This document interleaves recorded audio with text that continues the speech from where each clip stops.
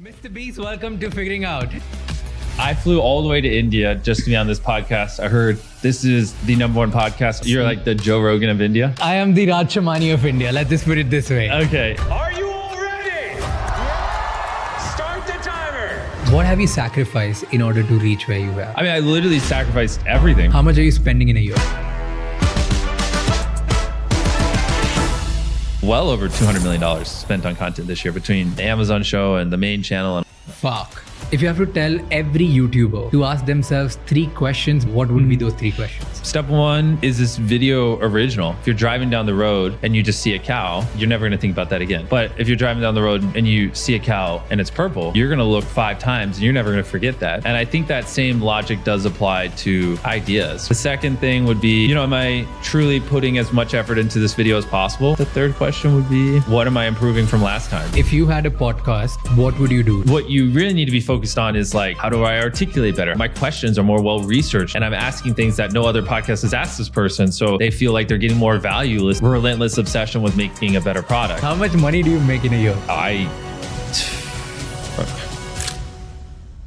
We all go through moments when we urgently need to send something to someone or get something from someone.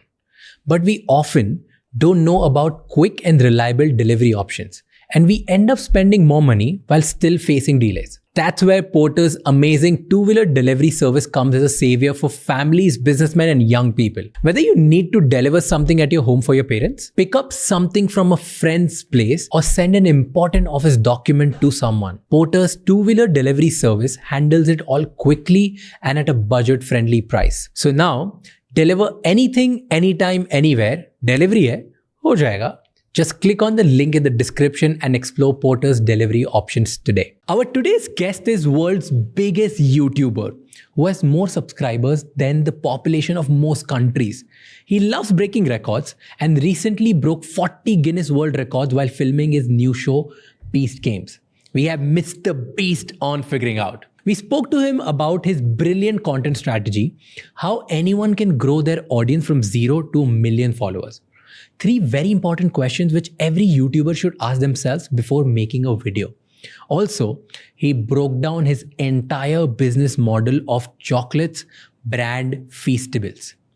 The crazy story behind making his show Beast Games, and in the end, we challenged him to come up with a viral idea for promoting my brand YFL Home. But before you start watching this episode, don't forget to subscribe to Raj Shamani Clips and Raj Shamani Shorts channel, because there we put small clips of this long episode so that you gain more insights in less time every day. And if you want to experience an audio version of this episode, then it is available on Spotify, so you can follow us there as well. Go watch this episode and watch it till the end, because this is one of the biggest episodes and one of the biggest moments for the Figuring Out. And it's filled with so many insights and such knowledge that you'll thank me in the end. Now start watching it.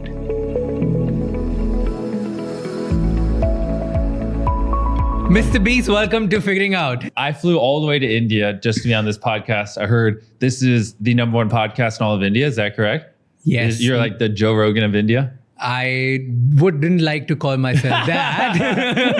Yes, I am the Raj Shamani of India. Let's just put it this way. Okay. And so, yep, that's why I'm here. And jokes aside, thanks for having me on. And yeah, we were just... Thank you so much for coming here. Let me tell you this, because we are doing this formally.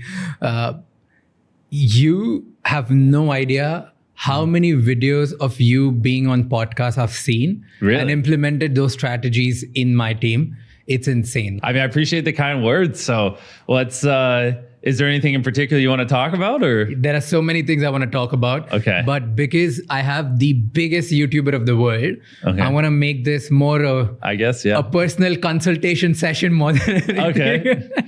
I have an important question, because you and Logan both came here. Yeah. And I see both of you as 2 different creators, purely based on personality. Okay, you have... That's an understatement. I'm not talking about content at all. I'm just talking about, let's say, 2 really, really famous people. Yeah. Really, really important creators in their fields. One is a very humble creator. Let's say you are a very humble creator. You're always available for people. You told me that you spend 16 hours in line to help people click pictures with you. That's Yeah. insane, right? And you've always been shown as someone who's like just available, loving, out there. Versus there's Logan, who is like outrageous, he's loud, he's a little cocky, Arrogant, a little bit douchey. He has this air about himself, right? Yeah.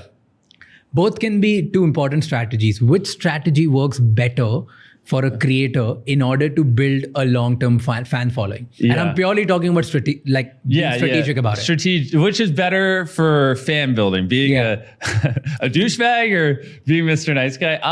Honestly, the strategy that works best for the creator is whatever you are. Like, you can't fake who you are because people will see that. It won't come across authentic. You're not gonna be able to keep up that facade. So I think that's just like Logan was like a state wrestler, and that is just kind of more who he is. And so he leans into it. Obviously, that's not the kind of guy I am. So I really have all the strategy in the world when it comes to making the videos and the thumbnail and that kind of stuff. But when it comes to your personality, you really just kind of have to be who you are, or it's just not going to work because you really can't keep up a facade. Like I was telling you, I've been doing this for 15 years now. I started when I was 11. I'm 26 now. Like, if I was trying to put on some facade of, being someone I'm not, people would know. Yeah. You know what I mean? It wouldn't come across right.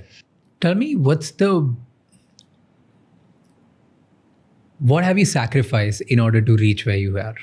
What's your number one, like the biggest sacrifice you've made for the success you've gotten? I gotta process that one for a minute. What sacrifices have I made to get here? I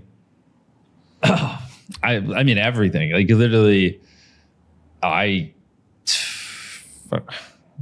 this is all I do. This is literally everything to me, is this YouTube channel. And I mean, the amount of times my mom cried because I, wouldn't go to Christmas morning with her because I was busy grinding videos, which, I'm not that hardcore anymore. This Christmas, I'll spend it with my mom, but back in the day, and by back in the day, I mean like last year and every Christmas before that, really, I wouldn't take Christmas off because I was like, Mom, this I need to be grinding. Like, I can't, what if I take this day off and someone else is working, right? So I didn't take holidays off. I didn't do really anything. Like, I didn't hang out with friends. I don't regret this, but I didn't do drugs or drink at least much. I've had alcohol maybe like 4 times in my life. Like, I just obsessed over it. And I don't know. It's like, I literally sacrificed everything. There's a lot of things people do that are truly great, will seem absurd at the start, and you don't really know how you're going to do it, but you just kind of do it one building block at a time.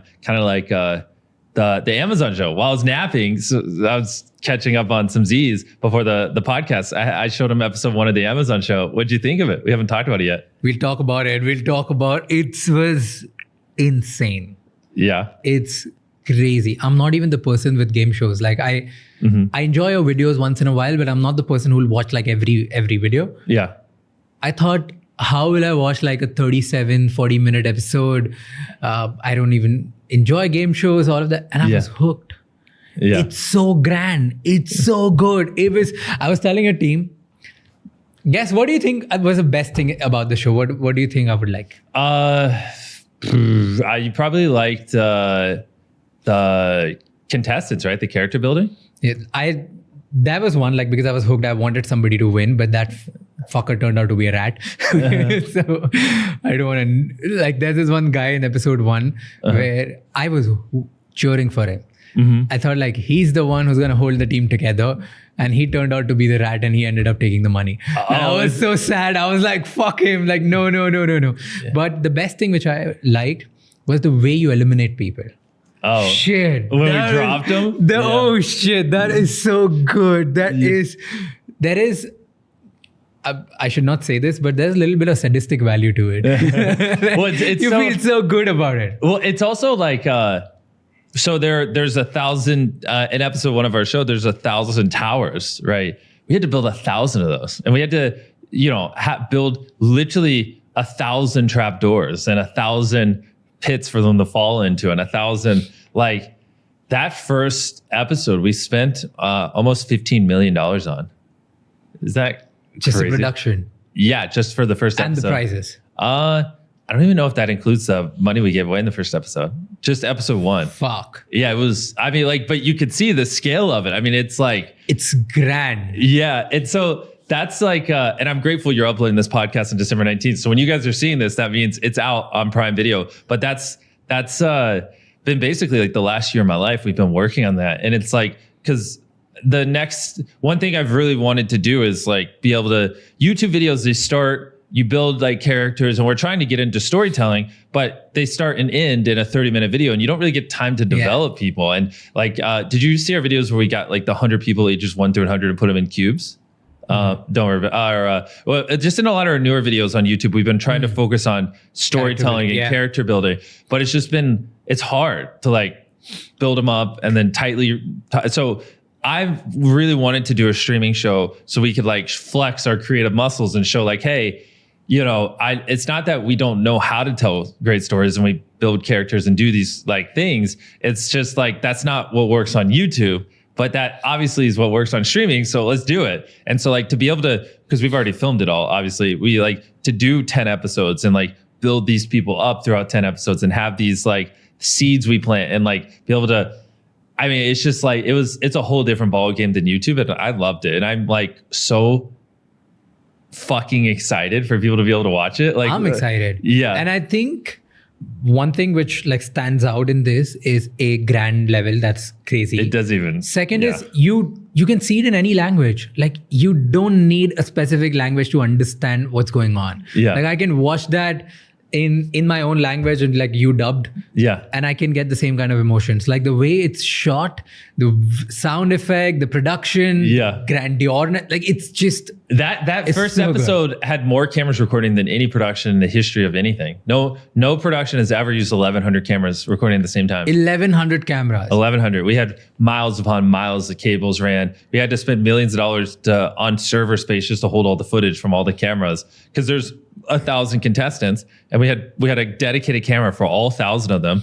And that was just episode 1 that you saw. There's 9 other ones like that, and some of them are way better than that and way more grandiose. Like we mentioned in it, like at one part we take the contestants to a private island and let them compete for it. One of them wins it. It's the $5 million, which is the largest cash prize in entertainment history. No one's ever given away $5 million before. And on top of that, we gave away so much more money in the show. Yeah, and it's I saw that.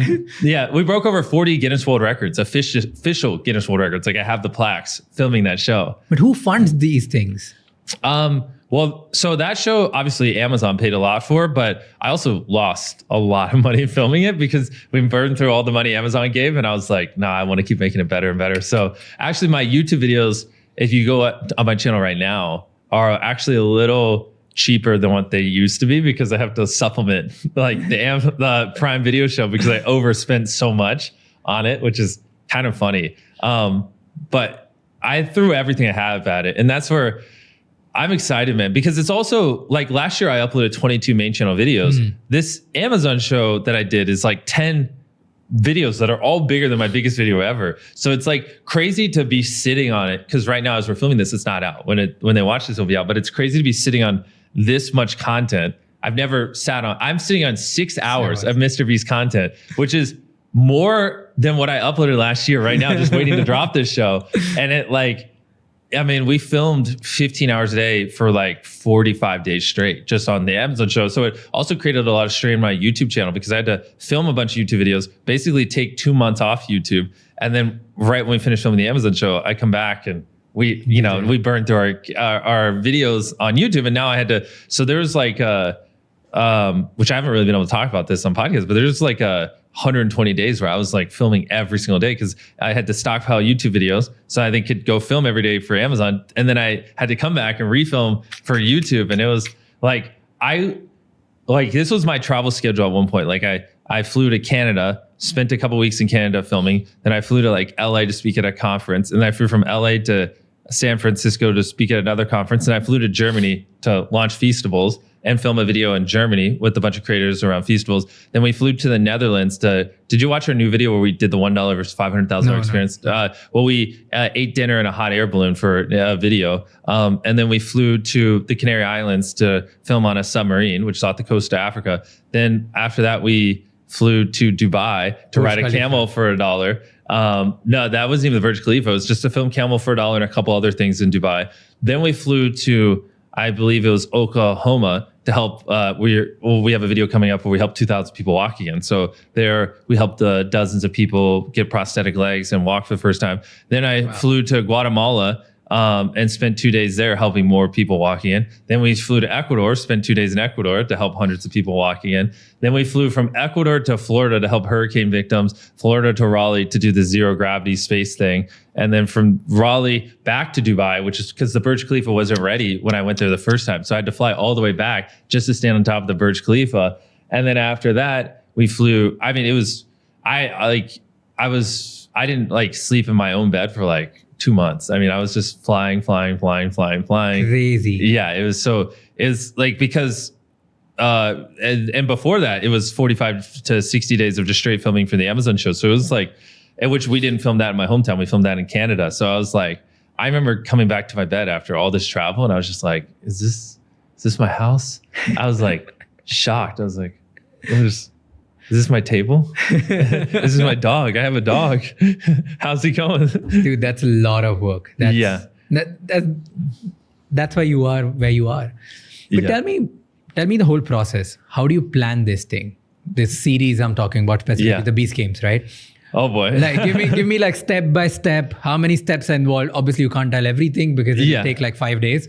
Well, that's but give me like the short version, because it's insane to think. And the other thing is, you don't even know whether it'll perform or no. So how do you proof check that? I know, in your right? head? Isn't that crazy? Right? Like, I threw everything. We put everything I have into this. Like, and how do you check it? Like at every point, oh, this will work, this will not work, because you have to have it's a big blind thing. faith. You have to have, that's the thing. I don't know, right? Technically, I don't know if this will perform or not, but I lost a lot of money filming this outside of the money they gave me. Like I said, I threw all my people at it. How much right? money did you lose? Okay, give me that. Tens of millions. Like, I poured tens of millions on top of the money I was given to make this work. So you didn't make any money out of it? Oh, no. I would have way more money if I never filmed it.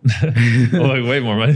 Why do you do? I mean, let it be. Like, I think tons of podcasts have asked you the same question. Because the goal here is to make the greatest show possible. It's not to make money, right? Like, which you can see when you watch it. Like, you can tell, like, the goal is just to make phenomenal content. But yeah, so obviously step one is you just, like, I've wanted to do this for years, but we just kind of had to figure out what would make this different than a typical reality challenge show. Because one thing I think you might have noticed when you're watching it, it's like, if you watch normal reality shows, like, they do a lot of cutaways and takeaways. So, like, something will happen and they cut to someone like in a room, like, you know, that they filmed after the show and get their thoughts on it, which I don't like. There's a lot of things that normal reality shows do that I didn't like. And so step one was like, how are we going to be different, right? Just like on YouTube, we didn't do what everyone else did. We formed our own lane. I wanted to figure that out. So, watched quite a few reality shows and just took notes on, like, I don't like that they do this. I don't like that this. I don't like that. And then once we kind of figured out, like, what I think first principles wise would be an optimal reality show. Like, again, I don't care what other people do. What do we think a 21st century reality challenge show should look like? Once we kind of wrote those principles out, then, wrote the whole thing, rewrote the whole thing, which this wasn't me. I have a phenomenal team of people who do a lot of this, because obviously I'm also still grinding YouTube 25 days a month, filming and everything we already talked about. So I had to lean on, like, these just world-class people I have hired.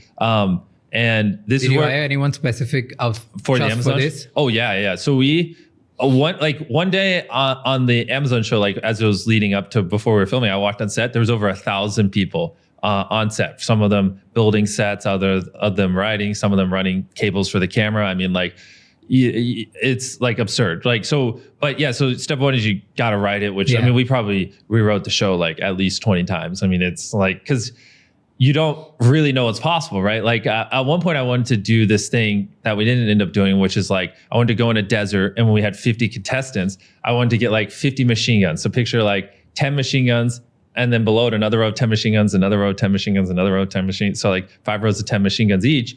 And then I wanted to put like a mannequin really far out in the desert, and then everyone has a different color bullet, and be like, all right, everyone shoot that mannequin, and get like this cool slow-mo shot with like a phantom camera of everyone just firing these like machine guns, like mounted ones at it. And it's like, okay, 25 of you hit the thing, then they stop. And then we like pull the bullets out of the mannequin. And then what I was going to do is have those 25 people go up top, and there's like a platform above the machine guns. And it was basically what we were going to do is give them a bag of money. And then at any point in the next 7 days, they could drop that bag. The 25, they press the button, the 25 people at top, and the bag will fall. And then the 25 people that down below, if they shoot it before it hits the ground, they move on. But if they don't, then they're eliminated. And so then it's interesting because I thought this would be like a great episode. It's like, so the 25 people below that are like on these machine guns, like what of the 50 machine guns do they stay mounted on? Like, how do they do cycles? Because you got to sleep and you're going to lose attention. So do you do like 2 sets of 12 or 3 sets of 8 or whatever? And then the people up top, are they going to try to drop the bag at night during the day, and they can drop it on the left side, the right side, and they can see the formation of the people down below. And then we were going to give them like 3 decoy bags so like they could drop them to see like what times the people are paying. I thought this would be really cool. Right. So we have this thing and we put all this planning and effort into it. And then it's like, yeah, you can't just have 50 machine guns spraying in a desert. And so it ends up not happening, and that's not a thing. But so that because we're writing things that have never been done before, you don't know. And so it's a lot of like, I think this is sick, let's do it. And then people are like, that's not possible. And I'm like, figure it out. And they're like, that's not possible. I'm like, figure it out. And they're like, that's not possible. And then I'm like, okay, maybe that's not possible. All right, I'll rewrite it. Or the team will rewrite it. Not specifically me. I have a phenomenal guy named Tyler who directs or helps me with a lot of this stuff. And so like we legitimately rewrote the show like 20 times. Here's a hypothetical question. Okay. If it really works and breaks all the records, what would be the one reason why it'll work? And if it really tanks, what do you think will be the reason it'll tank? The reason why I think it would work is, I mean, we just looked at it from first principles. Like we hired the best in the world to help make the show, that have done the best unscripted stuff. But, we just didn't do things the way they normally do. Like after we finished filming the show, we had we threw this after party to celebrate with the crew. It was great. Everyone's having a good time. I had so many different of our producers and people who worked on the show come up to me and go like, I've worked on unscripted shows for 20 years, decades. And like, they're like, this is the most unscripted show I've ever been on. Like, you guys didn't tell people how to act. You guys just let the contestants, you created this own mini world where the contestants were just them, and you just captured it, and you had the infrastructure to capture it, and you didn't make them be people they're not, and like a lot of these things. And so that's one reason why I think it'll do well. Another is like, no one's ever built sets like these. Like that first set you saw, like you could fit all of Wipeout in there, you could fit all of Jeopardy in there, you could fit all of American Ninja Warrior, all 3 of them in there, and it still wouldn't be as big as that first room. So the grandiose of the sets, I mean, no one's ever had this many contestants. No one's ever had this large cash prize. We gave away more money than any game show in history. But no, I don't. I just don't think it will. Well, I hope so too. Because I also hope I hope this crushes to a degree where other creators can go, look, Amazon, look, Netflix, like Mr. Beast did well. Like, trust me, I know my audience. Let me make a show. Because right now, the trust in creators on streaming platforms is at an all-time low. Like, a lot of platforms have done stuff with creators, gotten burned. The shows didn't do well. They weren't received well. Like Tomato. Why do you think it's not working for a lot of creators? Truthfully, the biggest thing is like a lot of these creators they don't make these kind of big budget things, and then they go into streaming, and then it requires them to scale up like I did, but they don't have that experience. So it just crashes and burn, doesn't feel authentic.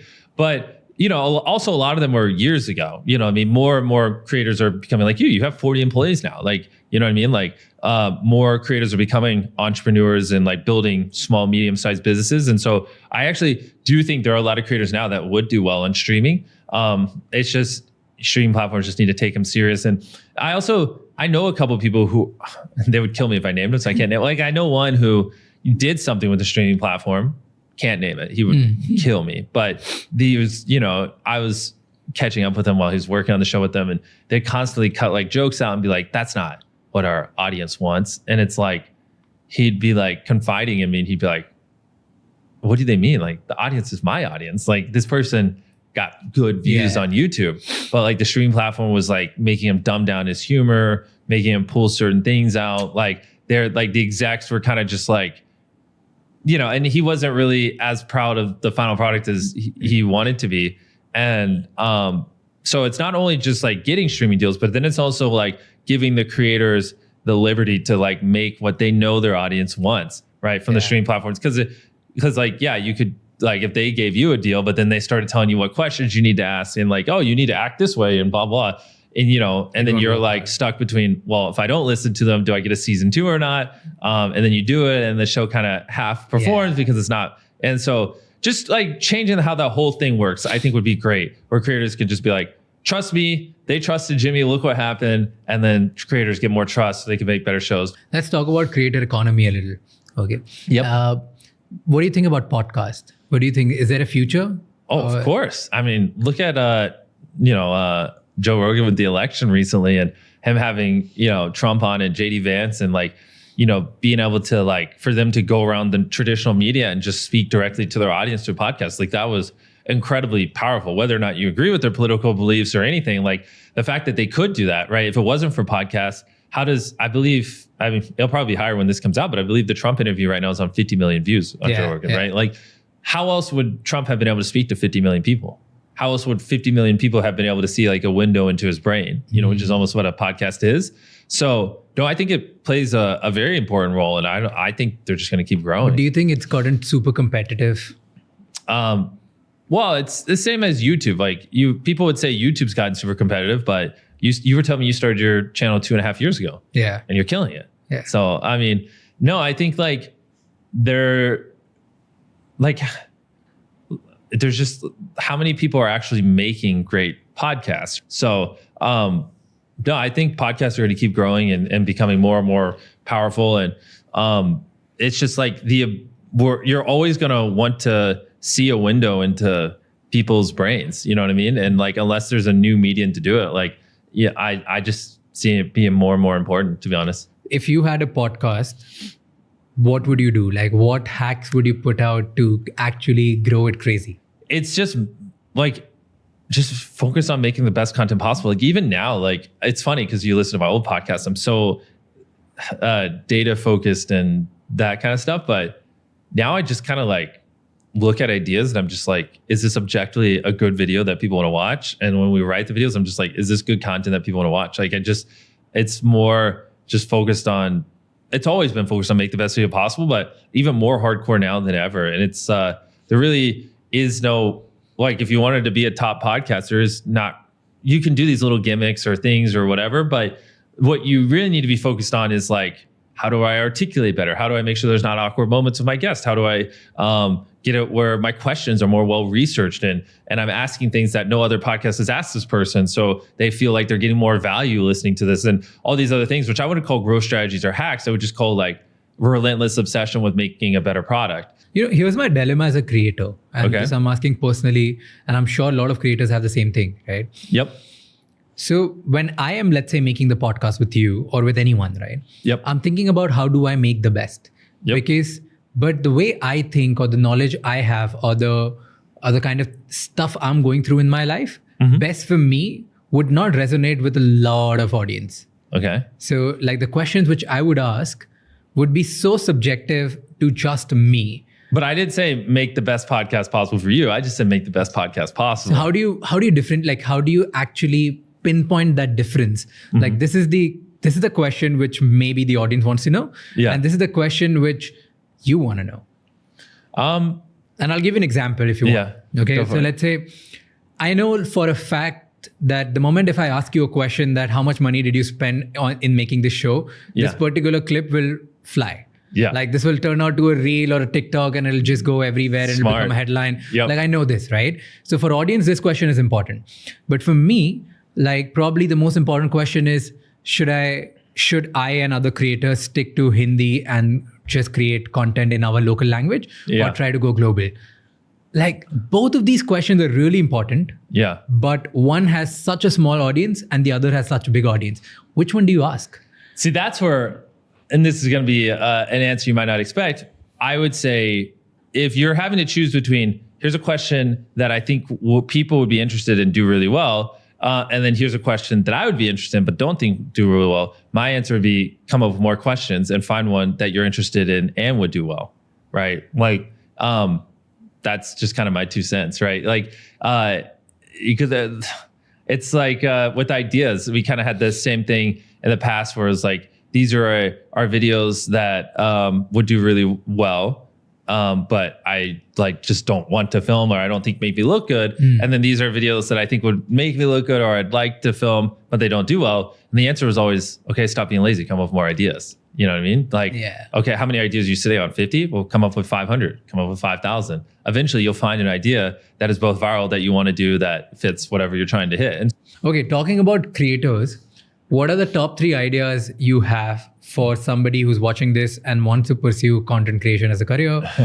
What are the kind of channels they can make, or the type of content they should make? yeah, you've listened to my other podcasts. You probably have an inkling of what I'm about to say, but who the fuck cares what I think or what content they should do? Like their videos are going to be trash. They just need to make videos, make 100 videos, improve something every time. Ideally make 1,000. But still, where do you see like the specific niche? Like give me 1 or 2. But the thing is, it doesn't matter. They shouldn't do content because I said, oh, this niche is undervalued or whatever. They should just do what they want to do. And then they should just make an asinine amount of videos, improve something every time, and then and just get to the point where they're objectively making good videos. Just go make content. Like you're gonna suck at it. You probably will suck for a long time. You'll probably quit well before you start making good videos, because that's just what it is. And we need to weed out the weak anyways. Like 10,000 people will hear this, 500 will act on it, 400 will quit in the first year, another 90 will quit in the next, and then of those 10, 5 of you are going to quit the year after that. And then 5 of you are going to be psychopaths. They'll do it for 5 years. And in 5 years, you'll have honed all these skills and you'll probably be pretty good at it. And everyone's going to say you got lucky. And obviously there's luck involved in it, but you're just resilient and you grind and you didn't give up. And you got to the point where luck could meet the hard work, True. That's there. Tell me about India. Do you also see this as a view farm? Like a lot of creators around the world. Farm? View farm. Like India has, what percentage of your views come from India? Long form or short form? Long form and short form. Give me. I think long form, it's maybe 7%. It's not that big then. No, I mean, because we get like Mexico is bigger for us, or like Spanish. Like I think Spanish, we get like 15 million views a video. Like Spanish is huge for us. Lots of Mexico, lots of South America. Like but shorts, especially because you TikTok's banned here. I think it's like 13-14%. So you guys are definitely over-indexed on short form for us. No, I mean, view farm. I mean, I get tons of views. Like I don't need a view farm. I don't see anything as a view farm. I just see it as. I heard like a big creator, I can't name him, a while ago when I was talking to him 6-7 months ago. They said a lot of American creators, they see India as a view farm, but Indian views doesn't give them any money. Oh yeah, you definitely. I mean, that's not just India though. Like my Spanish views, like a lot of the languages, like a lot of the languages I dub into, like I know the RPMs are low, which for your viewers, they're probably more educated, but in case it's not obvious, in America, people are making on average, whatever, $60,000 a year, we'll say. Whereas what's the average income here in India? Like, so I'll go for per capita. So per capita here is $2,500. Exactly. So people just have less discretionary spending. So, they're not, just like the amount of money you would if you theoretically would spend, a penny to get an ad in front of someone in America, here you'd spend 1/100th of a penny. So you'd have to get like theoretically, that's a little extreme, maybe like 1/20th of a penny. So you'd have to get to make what you'd make on 1 billion views in India, you would probably make the equivalent on, let's say if it was like an 80-cent RPM and you had an $8 RPM, you'd probably make off of the same amount of money off 100 million views in America, right? So like 1/10. Yeah. So like for you, it's like, that's crazy, right? Yeah. Like if an American creator getting 100 million views would theoretically make just as much as you getting 1 billion. So which is like wild to think about, but no, none of that matters to me at all. Like I'm just trying to reach as many people as possible, and my goal is just to make the best videos possible, reach the widest audience possible. I don't care if there's no revenue in India. I would still dub my videos in Hindi. I would still come here. I'd still blah blah blah. Like I'm not. I mean, I know that's ironic because I'm here launching my product, but yeah, that's because this was this was going to be my next question. Yeah. Because then the pricing of your product becomes very important for Indian market. Yeah. How much do you sell it for in US? One bar. In the US, those right now, single bar is $2.57, which is like. And in India, how much would you sell for? That one, there's a lot we got to figure out there because I want to manufacture these bars in India because you guys obviously have like import stuff and it'd just be more cost effective instead of making it somewhere else and shipping it here and blah blah blah blah blah. So I don't really know where all that's going to land. The thing is, right now the reason why I'm not as like up to speed is we're only in 10 stores here, which because we need our bars everywhere else in the world. So we Prime launched in I believe thousands of stores or whatever, but we only put Feastables in 10, which is like nothing, obviously. But it's because we couldn't make enough. So it's not like we launched here, but it's kind of like a soft launch. We'll probably scale up in India later next year once we actually figure out how do we make these bars at scale where it's actually affordable for people here. And I also potentially I'm lining up some big collabs with Feastables too for India because I really want people in India to know like I care a lot about this country, and so we're probably, I can't say who, but going to do like a Feastables bar with a very large Indian creator, which we haven't done in any other country and stuff like that. So it's like I would say we haven't really launched here. It's just kind of like a fun trip here and put it in 10 stores so some people could try it, if that makes sense. So right now it's not like a full-blown launch. No. Yeah. I mean, I would be doing way more if it was. Yeah. If you want any help with connecting with a lot of like manufacturers who can manufacture in India, let me know. I'll put you up. Yeah. With like a lot of them. Let's do it. That would be great. I know like a lot of them. Okay. Like a lot of them who manufacture for Nestle, for Rocher, for Mars, for like all of these people in India. Okay. So, and what's the number one chocolate selling brand in India? I haven't even deep dove the market yet. They're Cadbury. Cadbury? That's what I saw when I was at a store earlier today. I was just looking at it. It looked like they were like half the shelf space. The big thing is just, it's going to be price, obviously, because people just don't have as much money to spend. And we do a lot for Feastables on the ethical side of, making sure like sourcing needs to be something which is really problematic for are you aware of Tony's Chocolonely? No. They're a chocolate company that ethically sources their cocoa, and we partnered with them. And so we all our Feastable farmers, we use fair trade, and on top of that, we pay our farmers a living wage, and we do a lot of stuff like that. So basically, Tony's Chocolonely, who we partnered with on their supply chain, Tony's Open Chain, they calculate here's how much it's a living income reference price. Here's how much a farmer needs to make to be able to make a living income. So this is how much they need to make per metric ton of cocoa beans they sell to you, and blah, blah. Anyways, it's just like a metric where it looks at the cost of like theoretically bread, inflation, everything in West Africa. And so we pay based off of that. We make like, if a farmer sells us beans and they don't make enough money off those beans to meet this threshold, then we'll pay extra on top of it just so they make enough money where they can live. So we pay our farmers a living wage. They're fair trade certified. And we're doing a lot of projects in West Africa and the communities where we're sourcing our beans to help them. And like we're right now building schools over there. And then there's CLMRS, which is like child labor remediation, which checks in on the farms, make sure there's not child labor, that kind of stuff. And trying to, like I don't want child labor, and I want to make sure our farmers make a living wage and fair trade certified. So I'm very aware. Yeah, there's a lot of messed up stuff in the cocoa sector, and Feastables is doing everything in its power to show that you don't need to do that. And that's one of the things I wasn't aware when I got into chocolate, how messed up it is. But because of all those things we're doing over there, and I don't have the scale like a company like Cadbury, that's why we are a premium brand. Which year is it for you? Year 3? Probably. Well, so the first year we were only online, which was obviously dumb. No one goes online to buy chocolate, but I really didn't know any better. Like I had to like learn all of CPG through trial and error. Like I didn't have a mentor. I didn't like with what I know now. I mean, oh my gosh! Like what do you know now? Oh yeah, well it's like. Give me. If I was talking to like young, like me 4 years, and we're probably on year 4 now. Okay. If I could just talk to me 4 years ago, I'd just be like, bro, why are you selling online only? No one buys chocolate online. Like almost all chocolate sales are in retail locations. Like what do you do? So we were D2C like the first 8 months, which was dumb. But I think we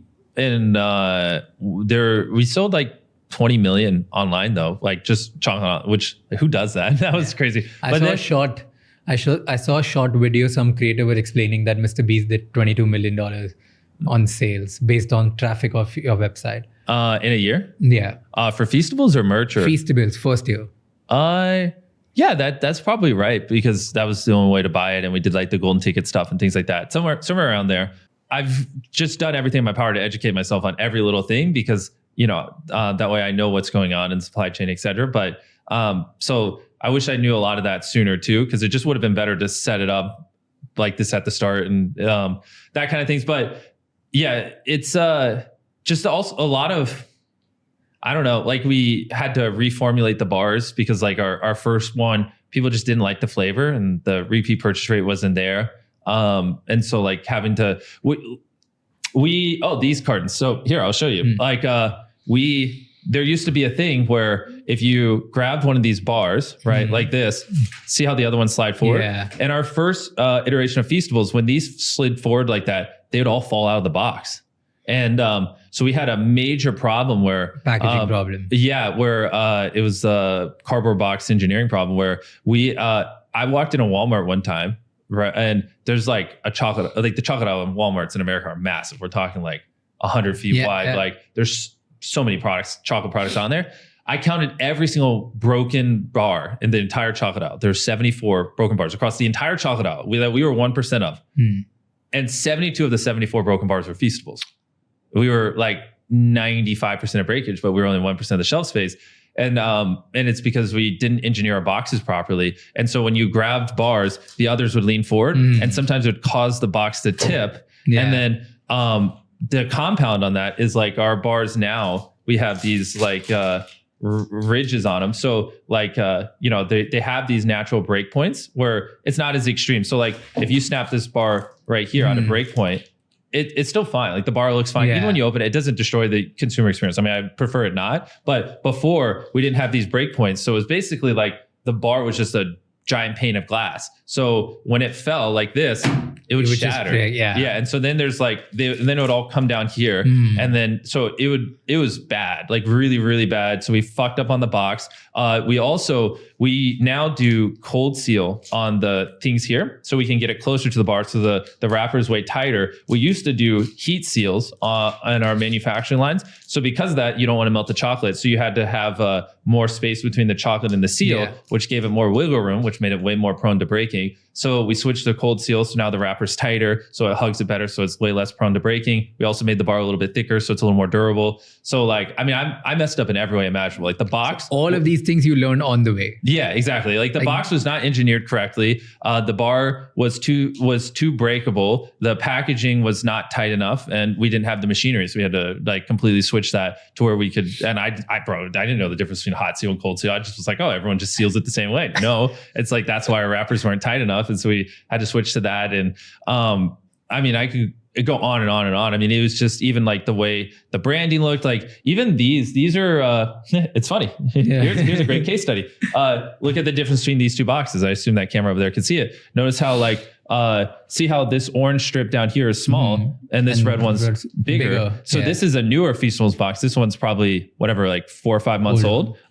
So another problem is when all the flavors were side by side, it was really hard from a distance to tell which flavor was which. Yeah. So even after I engineered the new boxes, I updated the colors now. Now it's like, if this was the newer one, the newer orange is also a little bit brighter. Bigger, yeah. So now you can, from a distance, actually be able to tell the flavors, where it was a lot harder before. So that was like, I'm on like version like fucking 12 of these things, right? That was like the difference between version 11 and 12. Yeah, you can even see how that has the black stroke that doesn't have the black stroke right here. The all new bars. See how there's to make black it more around? Legible and visible. Yeah, and you can probably even tell like on the side, the bar pops a little bit more. See how there's a black stroke on the world's best chocolate? So that's more readable from a distance. The old box right here, it says enlarge to show detail, right? And they're like, oh, legally we have to put that there. And I'm like, why? This is actually smaller than our bar. We're not enlarging it. And like, I had to like 1v20 lawyers, and they're like, eventually they're like, yeah, you're right. You don't. And I was like, why? You see, because the old box, it says enlarge. And I was like, why? Why? And they were adamant. And I was like, why? And then eventually they conceded. And I was like, yeah, I don't understand.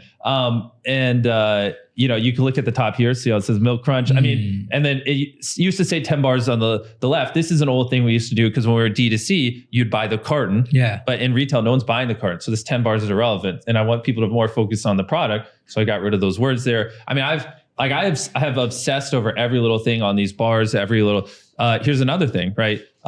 See this black text at the bottom? It says milk chocolate with peanut butter.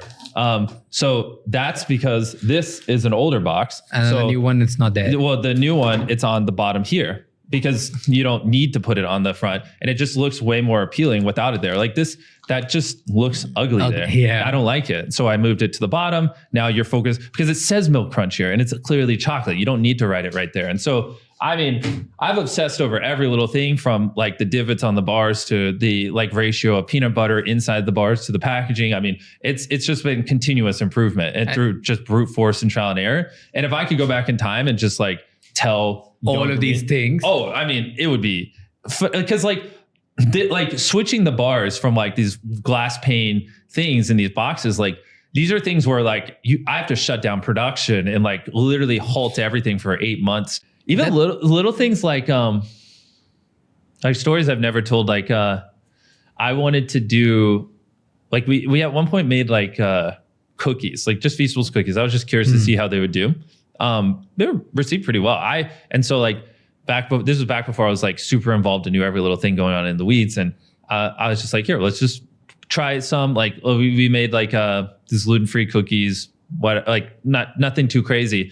Put them in some Walmarts and they sold well. Velocities were good, but I wasn't too passionate about it. And I was like, I really just mostly want to focus on chocolate. And we had these like gummies we do with Carl, but for the most part, I just want to focus on chocolate. And I really want to obsess over ethically sourcing chocolate. Yeah. And like how we can like make an impact and like show the world that you can ethically source it.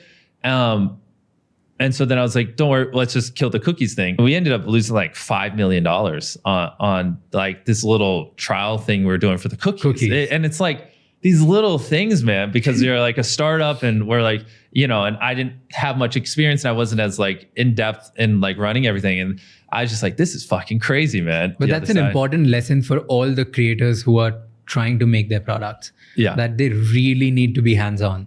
It's not going to be working on autopilot. It's not going to work when they are just going to be like, oh, let it beam out and sort of buy some shit. Like they really need to obsess over it the way you obsessed it. Because I'm so happy like you put it out. Because I speak to so many creators here in India specifically, talking about building products and stuff and what are their views. Yeah. Most of them, they just think that no matter what they put out, people will buy.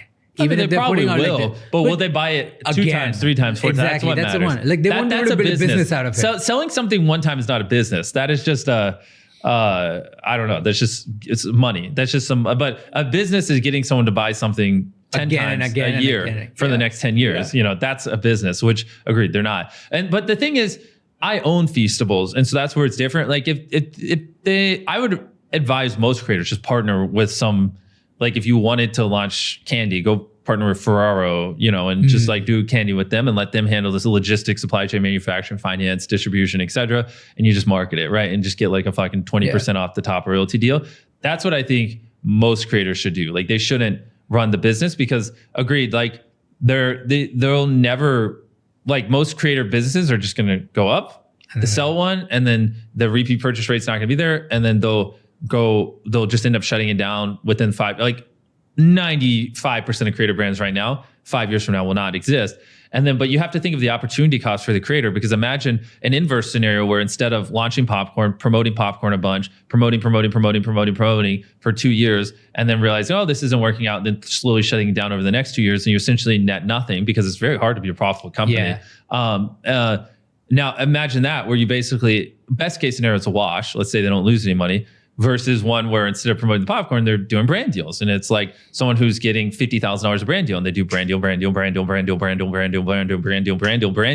the course of 4 years. Like there's a multi-million-dollar net difference. And that's assuming you don't even invest that multiple millions of dollars in the stock market and the gains and stuff there. Like the opportunity cost is actually massive. And I think a lot of creators starting brands are just wildly messing up. Like I think they would be because most of them aren't entrepreneurs and they're just going to fail. And it'd be so much better off just doing brand deals and putting that effort into their content, or like I said, just doing a royalty deal with someone who actually knows what Or they're like doing. partner with someone who knows how to do Exactly, because like the odds of them running a product at scale and having 20% margin and being able to do all these things or having it's just not going to happen for most of these creators. Whereas if they just we're like Ferrero, let's sell $4 bag of gummies. Every one bag I sell, give me 80 cents and put this shit nationwide. Yeah. Like they could make pretty good money doing that. Do you think in India it will work? Like the creator-led models or the celebrity-led models? Because in US, celebrity-led brands has always worked. Well, Not like the thing is, I wouldn't say like it has worked for everyone. Exactly. But like time and time again, there like a lot of people have worked. There are celebrity brands in America that have worked. Yes, like Conor McGregor, I believe his whiskey crushed. Ryan Reynolds, Kim Kardashian. Yeah, Kim Kardashian, Skims. Kylie Jenner. So they're, but they're like, you just listed maybe half of the actual truly successful ones. So that's where you got to look at like over the last 20 years, we could probably count on our two hands the amount of actual real. But still, there are case studies where the brands have worked. Yeah, right. Feastival is doing good. Prime is fucking killing it. Yeah, right. In India, we haven't seen like around the world. I haven't seen other brands. Like, do you think it'll work in this part of the world? Well, this is where I'm ignorant because there has to be celebrity brands or something that have done well around the world. That can't just, but do I think there'll be an implosion where it will start working for more and more people, kind of like in America? It's hard to say because like I don't know, Virat Kohli, if he wanted to do something with cricket, like he could obviously have the most successful cricket line. I don't know if he does. I'm not as big of a follower of him, but he has a bunch of brands under his. Okay, but so you said a bunch, right? And that's what like Ronaldo and Messi and like big athletes do, but they tend to do a lot of brands. But if Virat Kohli theoretically was just like, I'm just doing this one thing, and he just was like, he tried to become like the #1 cricket gear, and he hired like a world-class team and blah blah, like he could. Right. I mean, I don't know much about the guy. I just know he has an absurd amount of followers and people worship him. Yeah. So that's where you're asking, do I think it will happen? No. But could it happen? Yes. Right. It's just extreme focus and people just have to want to do it and assemble the right team. I want to pick your brains up on making of video. Okay. Yep. So let's give you a product.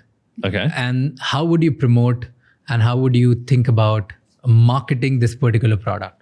Okay, just give me, let's say, blender.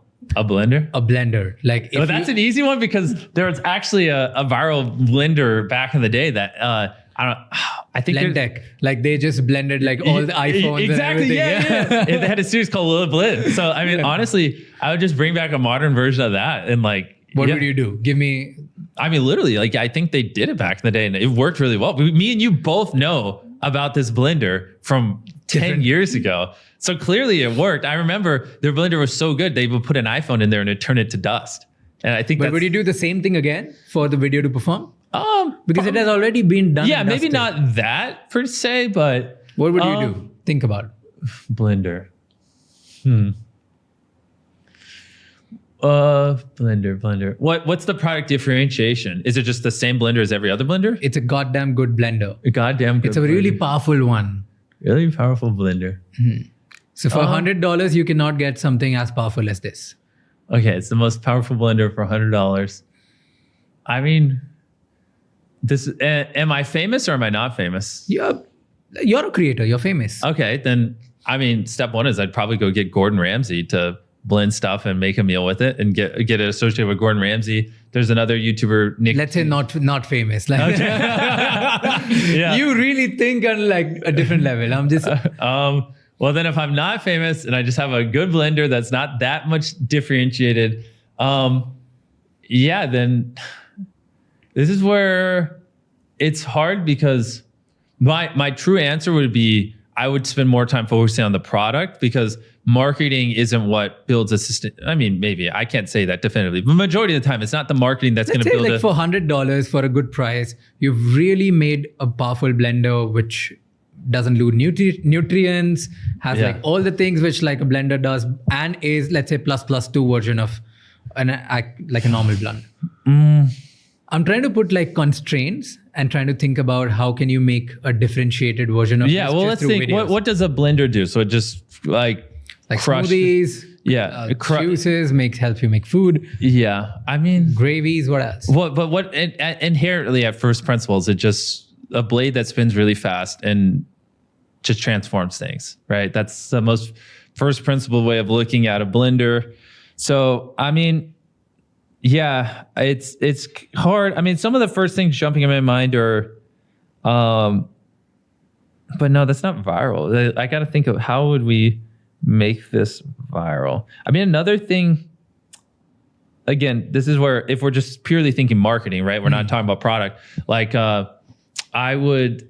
the thought I had. I was just too lazy to act on it. But if I was in this spot, like I would figure out who the set designers are on every major studio. And then I would just be like, yo, I'll get like just replace their blenders. Like they don't care, and then just try to get in movies that way. Right. See if like I've heard stories from friends of like who have products. I won't say because I don't want to ruin what they got, but they're like, they just figured out like this was the prop guy for these movies. And like, I just gave them this like $200 worth of product for free. And then it just ended up in the movies. Right. But but you would have to have paid hundreds of thousands of dollars for product placement. But I just went around the marketing team and I just like figured out who bought the things and just I was like, hey, just buy this. I'll just give it to you for free. And they like didn't think too much of it. So I would my mind's jumping to like little things like that. Right. Like, and then it's like maybe making a short, like, here's how I got my blender and 10 big movies. You know what I mean? Nice. And that would pop off. Like Logan did a short one time where he like had Prime. He sat courtside and like had a Prime bottle there. And he was like, here's how I got Prime and NBA. And that short did really well. And I thought that was a little creative. So like something like that would be cool. I mean, my mind keeps jumping to like smoothie competitions and things like that, but that's just not viral. Yeah.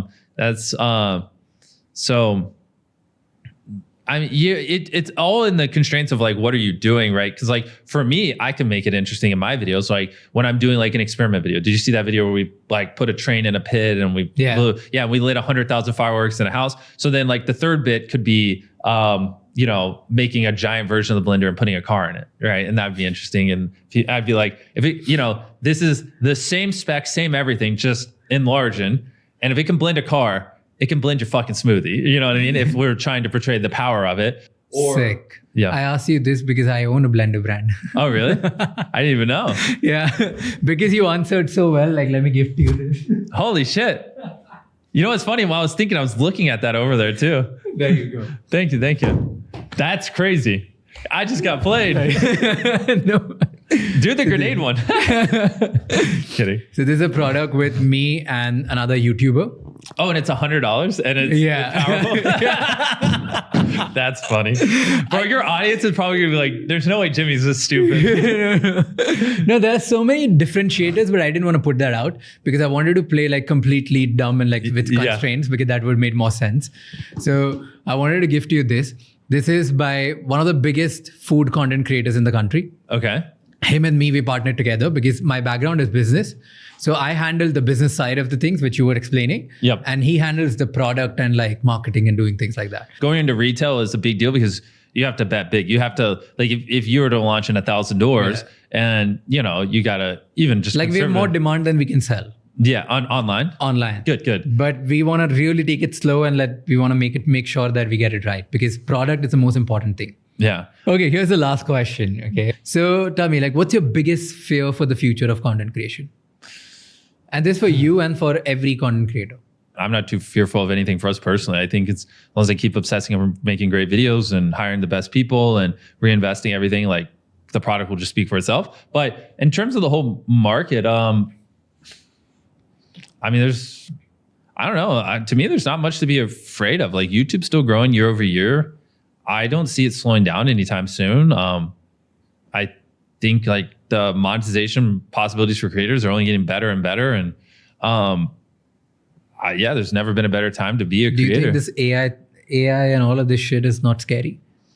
Because technically, like now you don't need to be in your videos. You can do AI modeling and do the same thing. Not really. We're not at that point yet. The voice models just aren't there yet. Like you can tell when it's AI voice and when it's real, right? It's like we're working with the best companies on the planet. 11 Labs has the most realistic voice model right now, and it's just not there. So voice isn't there, which I think will be the first. But actually replacing ourselves with AI in videos, nowhere fucking near close. But I do think it will be there in the next. So I think that's going to be the first thing that dramatically AI changes a lot of things for a lot of creators. Because like we use AI for like, because we have so much footage after we film. So we use AI to like, if I'm like, oh, we didn't mention Feastables in this video, before they'd have to go back and watch thousands of hours of footage, not thousands, but like comb through a bunch of footage to find it. Now we have AI just transcribe our video and they just search Feastables and it'll pull up every time it's mentioned, which has been great. We use AI for like thumbnail mockups, which is funny. I actually, we put up I employ a lot of thumbnail artists and a lot of thumbnail designers. I spend hundreds of thousands of dollars a month on thumbnails. And the thing is, we just to like help our thumbnail people with inspiration, we put up like this job posting of like just an AI, I don't even remember, just like someone to come up with AI concepts. Like, so just to give our thumbnail team something to work off of. It wasn't replacing a job or anything, but like Twitter went crazy when we posted that. And they're like, fuck you, Jimmy, pay artists, stop trying to put artists out of jobs. And it's like, they went nuts. And it's like, guys, it's so hypocritical because I have more thumbnail artists on payroll than anyone else on YouTube, probably times 10. Like the amount of money I pay thumbnail artists and people who work on my thumbnails is ridiculous. And I just wanted to hire one person to help them with inspiration for their work and make their lives a little easier. And people just like went on a giant crusade against me, which is insane. Yeah, but I mean, that's the world I live in now. But voice and then the video thing. But no, anyways, to people listening, I wouldn't worry about it now. No, put your head down, grind. I mean, be on top of it. The best thing you could do would be have an AI mastermind or know someone who is on top of it. Because, most people watching this probably aren't tech savvy enough like me, where we know everything and are on the bleeding cutting edge.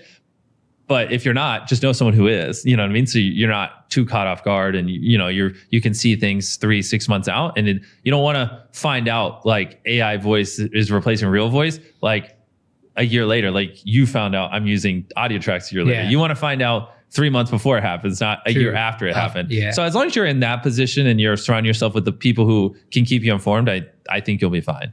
Okay, here's a question.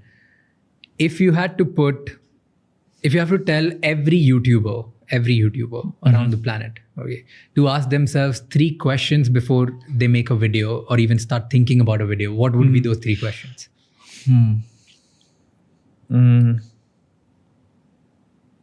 It can be relevant for somebody who has 100 subscribers and to somebody who has like 50 million subscribers. I would say step 1 is this video original, because that's like, I listened to this TED Talk one time, which, I mean, this is pretty obvious, but I think it's a good seed to plant in people's head, where the TED Talk person was explaining how if you're driving down the road and you just see a cow, you're just going to look once and look ahead and you're never going to think about that again. But if you're driving down the road and you see a cow and it's purple, you're going to look 5 times and you're never going to forget that. And I think that same logic does apply to ideas, right? When you're scrolling through YouTube, if your idea is the cow idea, they're going to look and they're going to keep scrolling. But if you have the purple cow idea, they're going to look 5 times. They're going to have to click on it. So it sounds cringe because I'm just making this up on the spot. But like, first question is like, is this a purple cow idea or is this just a cow idea? I don't know. I just pulled that out of my ass.